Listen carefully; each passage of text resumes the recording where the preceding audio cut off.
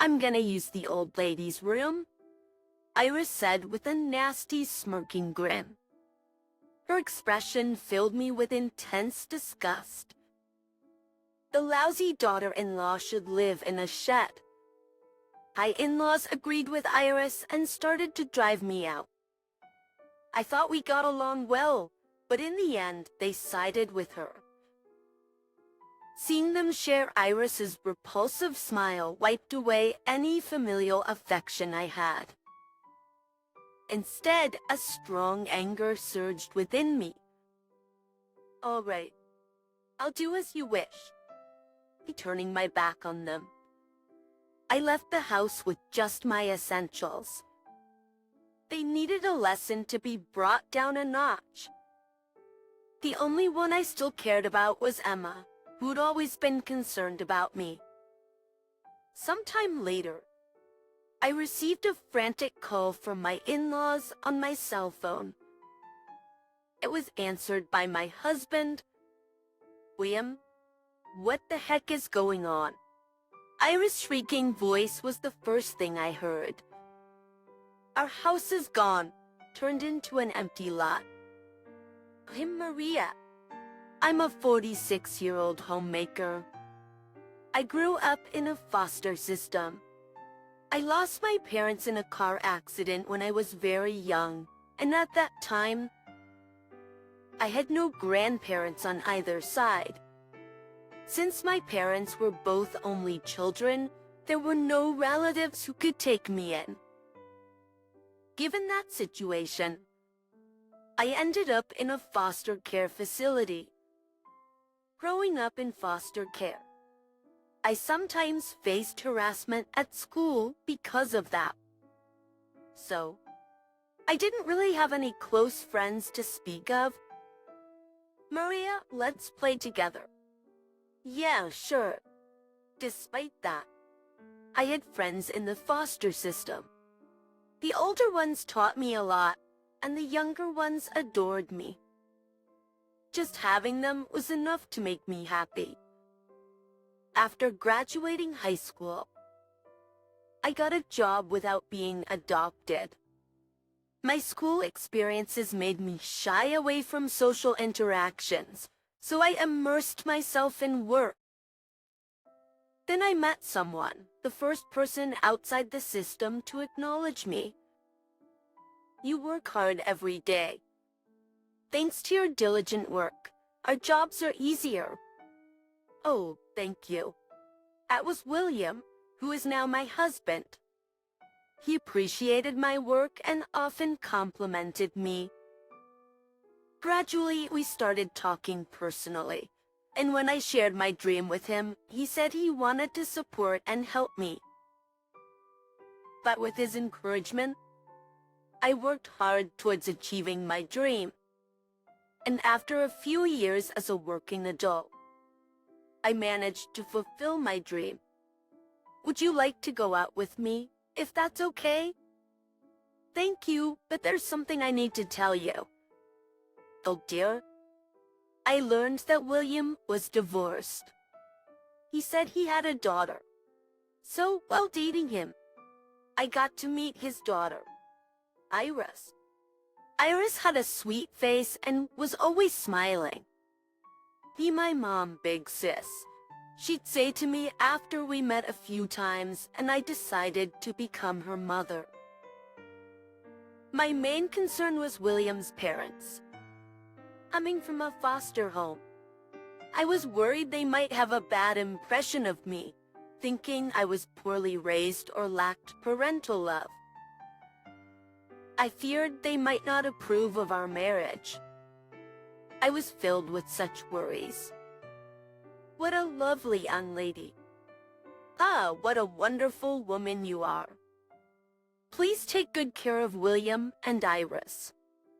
Despite my worries, William's parents welcomed me warmly.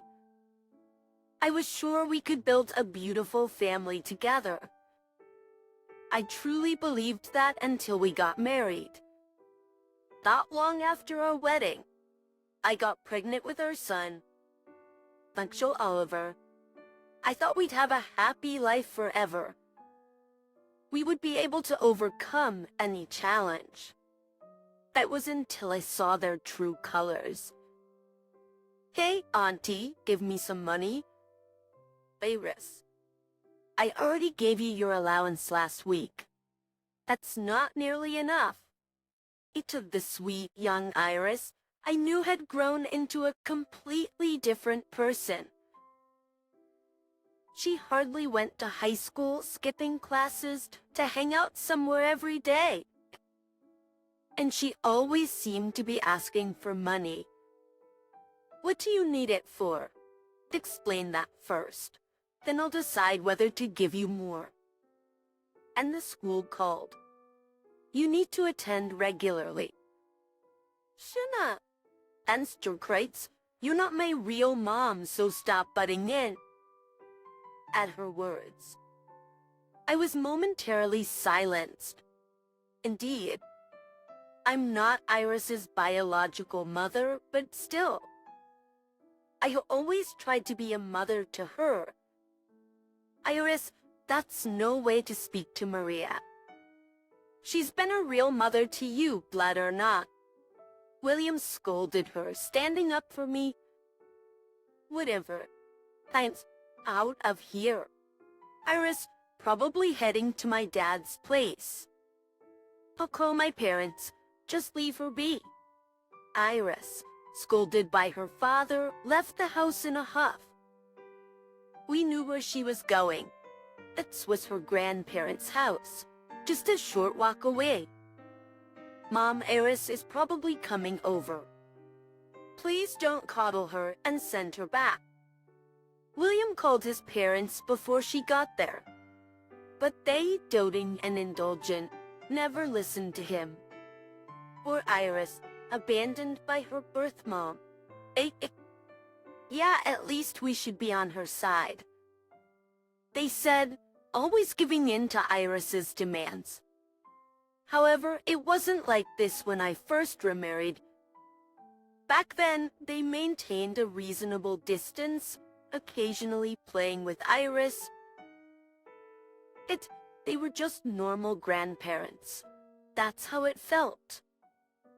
But their overindulgence began when Oliver was born. Grandpa and Grandma probably don't like me. Oliver felt, noticing the clear favoritism towards his sister. But despite being William's child and their grandchild, they always favored Iris, saying, poor Iris. They indulged her with whatever she wanted, from the presents for her birthday to Christmas gifts. Bison on one hand, they barely looked at Oliver. I'll stop this you is my child too. If you keep upsetting him like this, I won't support you anymore. William said angrily to his parents, prompting them to treat Oliver more equally. They were reluctantly doing so on the surface. I couldn't understand their obsession with Iris. It was probably because of Iris's biological mother, William's ex-wife. His first wife was such a beautiful girl. We've known her since she was little. Oh, we're not saying Maria's bad. But you're different, but in a good way, and you're doing great. Oh no, it's fine. William and his ex-wife were childhood friends and his parents' favorites.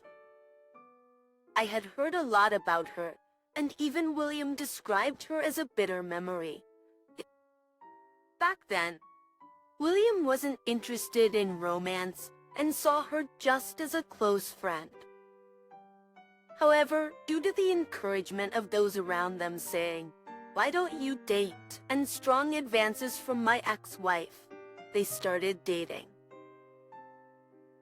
Then she got pregnant while in college. So, I married her because my parents said I had to take responsibility. But his ex-wife was unfaithful. As for the ex-wife, she had multiple affairs besides William. After getting pregnant and dropping out of college, she disappeared, leaving behind baby Iris. William, with help from others, quickly searched for her and found out she had moved in with a wealthy man she was seeing. And that it was then that she settled alimony and child support in one payment and they got divorced. I do feel sorry for her, but coddling her isn't helping. I understand how you feel, Baria, and you're truly right. Because of these circumstances, I also felt sympathy for Iris. Then I was determined to be a real mother to her. But after remarrying, she became hostile, saying, "You're not my real mom." Kissed me when I was pregnant with Oliver. There was an incident where she said, "You're disgusting," and tried to make me fall down the stairs. When she tried to push me down the stairs, William, who was nearby, saved me. Iris is becoming more like my ex-wife as she grows. Being Iris's behavior, William was deeply troubled and often sighed wearily. "You're not at fault. You're a good father to both Iris and Oliver." I would console him, wondering what to do. This situation wasn't good for Iris, but moving due to William's job was difficult, and separating her from her grandparents seemed impossible. "What's wrong, you two?" Oliver asked, seeing us worried. We hastily replied, "Nothing," and focused on him. That day, Iris stayed at her grandparents' and didn't come home.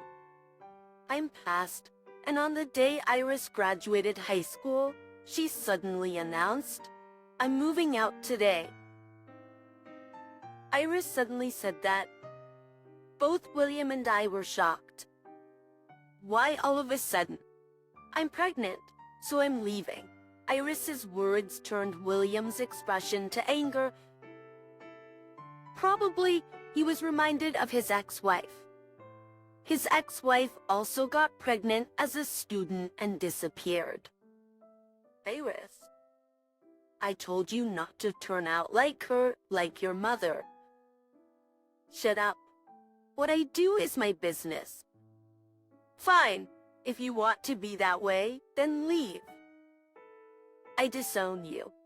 Don't ever call yourself my daughter again." After William's outburst, Iris coolly replied, "I told you I would do that from the beginning," and left. She could leave so easily because her grandparents had provided financial support. Stepchild. "Didn't I tell you not to spoil Iris?" "In giving her money after she messed up, what were you thinking? Calm down." At William stormed over to his parents' place, angry about their actions. After I calmed things down, Booker looked intently at his grandparents. Iris turned out this way because Grandpa and Grandma spoiled her. If both of you really cared about her, you should have stopped. Oliver didn't have a good relationship with Iris. He admired her as a sister when he was younger, but soon realized her true nature and distanced himself. Iris continued to call him a gloomy idiot, which motivated Oliver to focus on his studies. Despite being a grade schooler, he had very mature thoughts. "I'm glad my grandparents disliked me. It made me a better person." His grandparents were shocked by his words. They probably never imagined that Oliver was aware of their dislike towards him, let alone that he would say he's glad to be disliked. "We're sorry. We were wrong." They apologized sincerely. They regretted spoiling Iris too much, thinking they were helping a poor child. that you're too late in realizing. There. I tried to calm him while patting Oliver's head. But Oliver, asserting his maturity, said, "Stop it. I'm not a kid anymore." I thought Oliver might have taken after William. He was straightforward and stern with his grandparents, just like William. The frustration with Iris seemed to vanish, seeing Oliver's growth. The grandparents later changed their manner profoundly towards us, maintaining a reasonable distance while occasionally sending gifts. This could mend our relationship in time. "Maria, you're kind." William smiled, slightly embarrassed. They were among the few people outside of the foster system who accepted me. That's why I wanted to believe in them. As I explained this, William seemed thoughtful. "What's wrong?" Then William replied, smiling kindly. We continued to live a peaceful life, maintaining a suitable distance with the grandparents. As Oliver, growing up, became interested in our work. "I want to do the same job as you and Dad," he said eventually. And we supported his dream. Ever studious, luxury Oliver would sometimes seek our guidance. Each time we would teach him, and as he grew, so did his range of understanding. And through this, we could feel Oliver's growth. Meanwhile, Iris had cut off contact after receiving money from the grandparents. At least we decided to leave her be, not knowing where she is now. Am I being heartless? Not at all. You did enough. Moms William and Oliver assured me. I smiled and thanked them. Though I said that, I still wonder. I looked at an old photo. In the photo, Iris was smiling brightly. Why did it turn out this way? I whispered, looking at Iris's photo. I thought I had done my best to connect with her. We can't dwell on it forever. She'll survive no matter what. It was time to focus on Oliver's future. It took me years, but I finally managed to move on. The years passed, and Oliver, once a grade schooler, became a college student. I'm thinking about becoming independent and living near my college. So, he started living alone with his college admission. Assist to him occasionally, seeing him struggle with unfamiliar chores but trying his best. Maria, can we talk about something? What's up? After Oliver moved out, William came to me with a concern about his parents' home. As apparently, his parents' house was deteriorating and needed repairs soon, as it was becoming unsafe. But the renovation would be costly, too much for his parents to handle alone. Why don't we live together? Really? Are you sure? Yes, as long as you're okay with it. By then, our relationship with his parents had improved. We decided to buy a two-family home with completely separate living areas. Thank you for suggesting we live together. Maria, to relate to your question, I'll make sure not to bother you. True to their word, they never interfered and always called before coming over to our side. Our interactions were limited to occasional shared meals and food exchanges. We continued to maintain a healthy distance. Then, one day, William had to go on a long business trip abroad. Call me anytime. Don't hesitate just because they're my parents. Don't worry, I'll be fine, I reassured him. Indeed, Our relationship with his parents remained unchanged, each respecting the other's space. Perhaps my busier work schedule and later homecomings played a part. But a month passed, and William settled into his work abroad. Then, unexpectedly, Iris showed up at our house. It's been a while.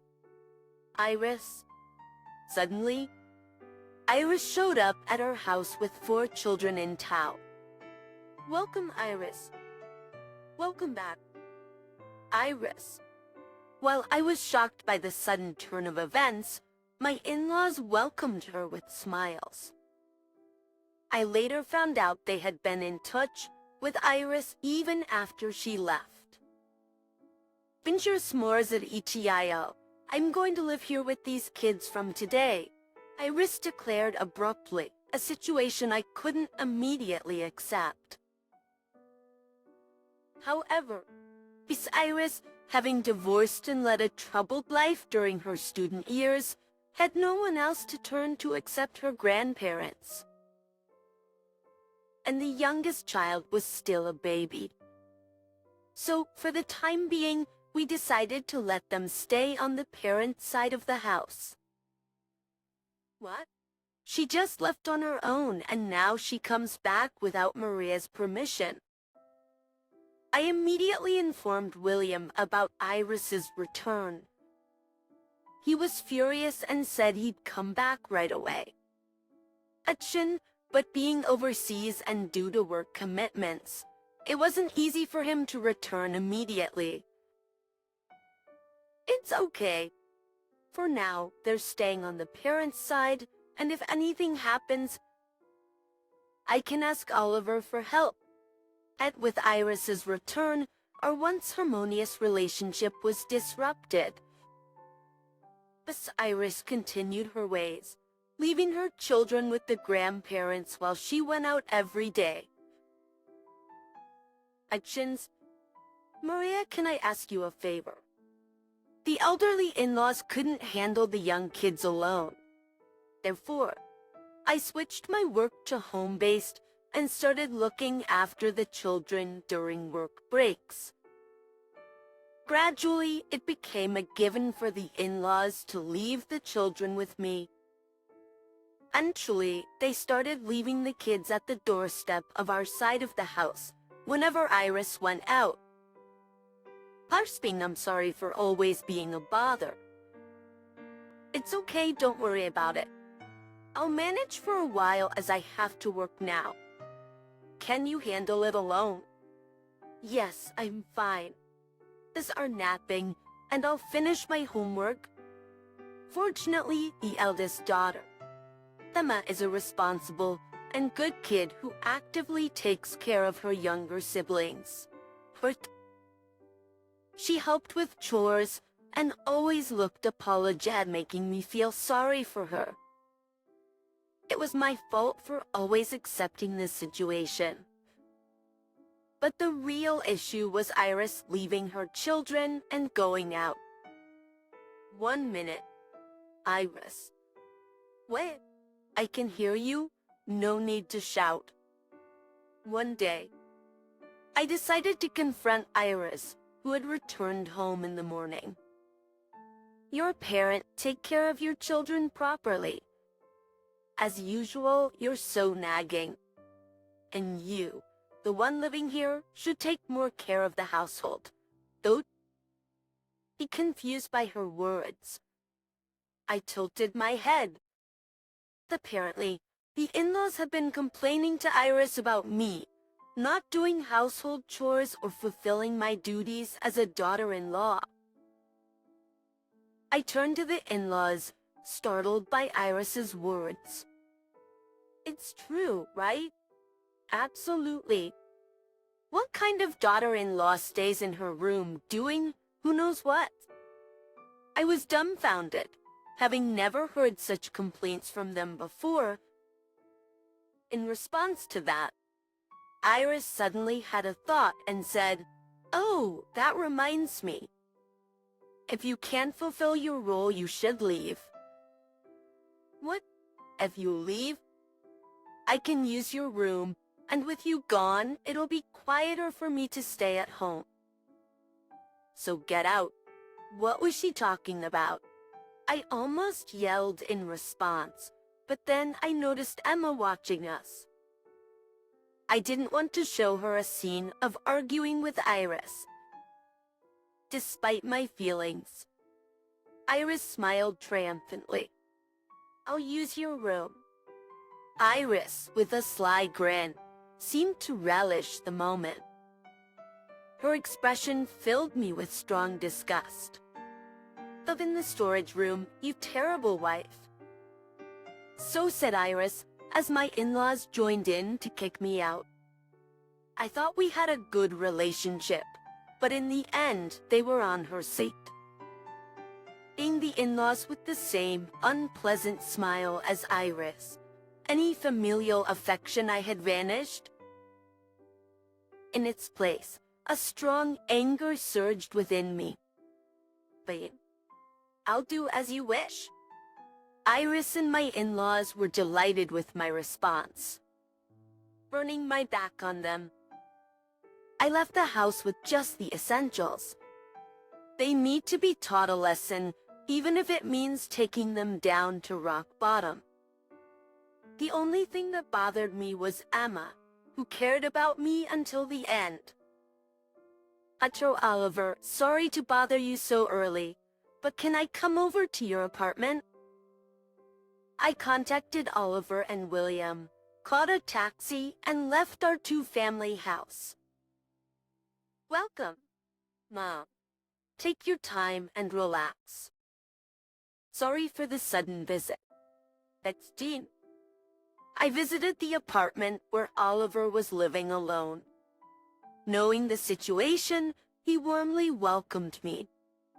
What about Dad? He's coming back home right away. A few hours later, William also returned, joining us. Then Iris. And those two. I won't forgive them? Calm down. I'm not gonna let this go either. Not going to let this go either. And so we started planning our strategy. First, the kids. If things stay this way, Emma and the others will be unhappy. We decided to completely separate Emma and the others from Iris. Got it? You don't know anything. Yeah, I understand. Then, William pretended to be clueless and contacted the in-laws. Us, Oliver and I listened in on speakerphone. Especially wary, the in-laws soon returned to their usual selves when they thought William knew nothing. Since you're getting along well with Maria, why don't you all go on a spa trip together? I'll send you 3 tickets, so have a good time. And with that, William offered them a spa trip. Acting as we expected, the in-laws left the house, happily taking Iris instead of me. Meanwhile, I returned home with William and Oliver. Aunt Maria, you're back. Sorry for worrying you. It's all okay now. At home, Emma was there crying anxiously with her younger siblings. I immediately took steps to protect the children and began gathering their belongings. Emma, do you know your dad's contact details? Yeah, I remember. Can you call him? Yes, I can. Luckily, Emma remembered her father's contact number, so I was able to contact him. Anthony, he comes from a wealthy family and chose to divorce Iris after learning of her infidelity. As the love for money runs in the family. By the way, it seems the father had intended to take all the kids. However, before any agreement was made, Iris disappeared with the children. He'd been searching for them ever since. So when I reached out this time, He was grateful and promptly came to take the children. "Thank you, Maria, and I'm sorry for all the trouble," said Emma, thanking and apologizing to me multiple times while happily going off with her siblings and father. We watched them go with smiles and then got moving. Now there were no regrets left. "Hello. Actually, there's something I need to ask." I contacted a real estate agent while William handled various arrangements and Oliver moved out the belongings. As a result of our coordination, the house was completely emptied. After completing various procedures, we decided to move. It'll be interesting to see their faces. As I said this with a laugh. William and Oliver also chuckled, definitely. Sometime later, a barrage of calls came to my phone from my in-laws. William, my husband, answered it. "What's going on?" Iris's shrill voice was the first thing we heard. William looked fed up. But to summarize the content of the conversation, the house is gone, turned into an empty lot. The speakerphone revealed the in-laws' voices demanding explanations and asking about their great-grandchildren. What's going on? And there's nothing going on. That house was bought by Maria, and she's been paying a $4,000 mortgage on it. What she does with it is her business. Dad? You mean the old lady's been paying a $4,000 mortgage? Iris was clearly not expecting William's answer and that it was me who had been paying. She sounded confused, unlike before. "For now, we've sent your belongings to an apartment." "You go there," William explained in a cold voice. "We'll have a discussion later, at a place and time of our choosing. Stay put until then." With that, William ended the call. Now the real game begins. A few days later, when summoned to a family restaurant, Grace arrived looking displeased, accompanied by her parents who were visibly anxious and trying to appease her mood. Iris glared at me as soon as she saw my face. "What did you do with our house?" As soon as she sat down, Iris asked that question, and we were just astounded. Really, does this girl have any sense of parental responsibility at all? The first thing you should be worried about is the kids. Iris fell silent for a moment. Her expression showed she had forgotten about them until now. "Where are the kids?" "They're with their father now." "What? How dare you do that without asking?"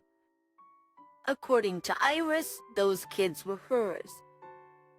She claimed she couldn't get child support without them. "You're the one being selfish?" William yelled. His voice drew everyone's attention, causing Iris to shut up. "I intended to raise you as if you were blood-related to me, even though you're not. I just didn't want you to be like my ex-wife. I never planned to treat Oliver differently, but in the end you turned out just like her." "What?" "Not blood-related." Iris muttered in disbelief. Even her parents seemed unaware of this, their eyes widening in shock. Yes, Iris wasn't even blood-related to William. "Iris, you're the child of my ex-wife and her lover." That's a lie. I knew that when I married my ex-wife. I took responsibility after being told to do so.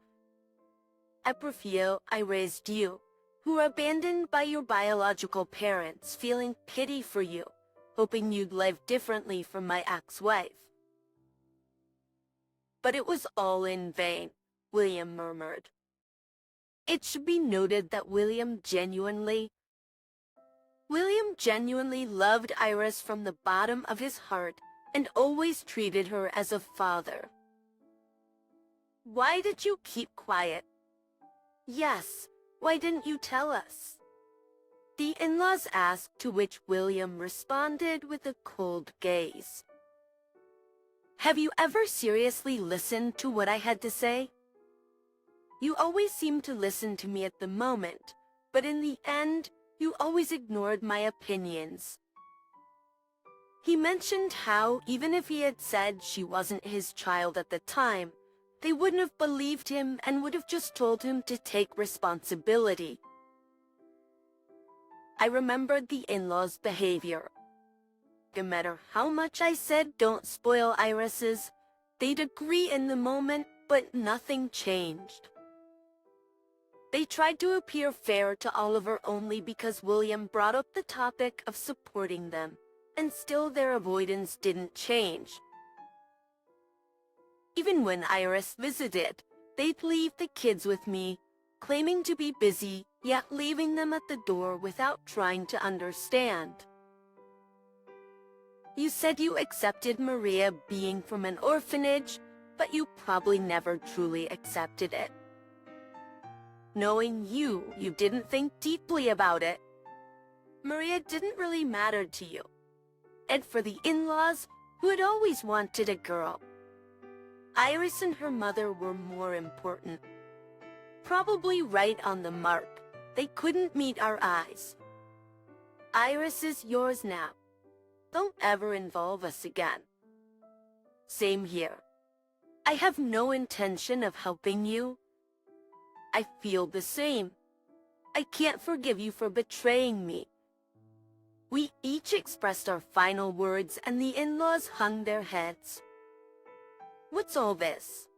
It's all lies. There's no way she could pay off a mortgage. It's all made up, right? Iris finally snapped out of her shock and glared at me. I opened my mouth to reveal a truth. After tools. Oh, didn't I mention? I'm actually a CEO. What? Indeed. I'm a CEO. My dream was to own my company one day. To achieve it. I saved money and studied hard for several years after becoming a working adult, and then I started my own business. Maria, you were the first person I truly loved. So, I want to follow you. William had said, really joining my company. Together, we grew the business and even expanded overseas. William's business trips were for leading our overseas branch as an executive. Oliver, meanwhile, was studying business at college to succeed me. That's a lie. I pray you, CEO. The way. Paris, unaware of my position, was again shaken. You never had any interest in Mom's work, did you? Granola, Oliver told her coldly. I couldn't help but notice that his voice sounded just like William's, thinking it oddly out of place. Sure. Did you really never notice anything? When the kids were young, I always worked at home as much as possible. Despite William's help, it was a busy life juggling work, household chores, and childcare. I saw Mom working hard every day. Sometimes, I heard her on the phone discussing complicated matters. Above all, we never lacked money. Even if you didn't know she was a CEO, you must have realized she was earning well. But your mother never gave me an allowance when I told her to. That's because you spent your allowance within a week. Plus, Mom would give you more if you explained why you needed it. She thought about you. Unlike someone's house, she didn't just hand out money without thinking ahead. Oliver then took out his smartphone. Then he pulled up a video on his phone and showed it to Iris and the others. The video was of me being interviewed on TV. Mom's famous enough to be featured. I thought you came back to take advantage of that. You've always been insolent, even as my younger brother. When did you ever treat me like a brother? You were hostile just because I was Mom's son. Besides, we're not even blood related. Do you think I would actually listen to my so-called sister? From the in-laws, we hung up without a word. They were living in poverty since we cut off our financial support. Having spent too much on Iris, and now burdened with compensating the restaurant, they were forced to work despite their old age. By the way, they even came to my college. What? Were you okay? Yeah, I realized it quickly and called the police before they could approach me. The police took them away. I was relieved Oliver was so level-headed. Instead to being taken by the police, they also lost their part-time job and were pushed further into poverty. Unlike the in-laws, things were going great for us. The purses of my company, having successfully expanded overseas, was growing rapidly. William and I were leading busy yet fulfilling lives. Oh, by the way, I've got a girlfriend. Can I bring her over to meet you? Oliver said. The girl he brought was kind and sincere, the complete opposite of Iris. I couldn't judge immediately, but seeing them so happy together. Hey, Maria, let's work calms down. How about we go on a spa trip together? Oh, that sounds lovely. I smiled and agreed to William's suggestion. I worked hard, looking forward to our spa trip. Years passed. Oliver joined my company as my successor, working hard every day. His girlfriend, saying she wanted to be Oliver's right hand, like her father-in-law, also joined our company. The two of them got married and lived nearby.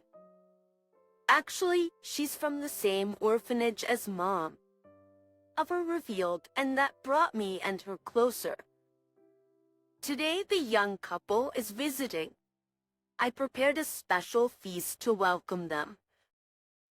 When she told us about their child, we were overwhelmed with joy.